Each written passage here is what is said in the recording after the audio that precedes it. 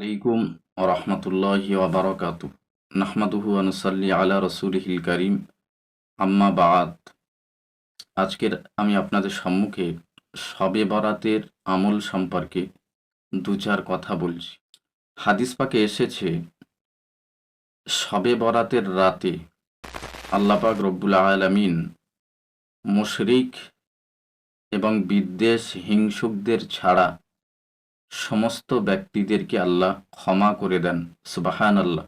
এই শবে বরাতে কি আমল করবেন, আসুন আমরা সেটা শুনে নিই। কবর জিয়ারাত করবেন, দীর্ঘ সময় ধরে নামাজ আদায় করবেন, কোরআন শরীফ তেলাওয়াত করবেন, জিকির আজগার করবেন, বেশি বেশি করে আল্লাহ তাআলার কাছে দোয়া করবেন। আল্লাহ পাক আমাদের সকলকে শবে বরাতের সঠিক আমল করার তৌফিক এনায়েত করুন। আমরা সকলে বলি আমিন। সুস্থ থাকবেন, ভালো থাকবেন।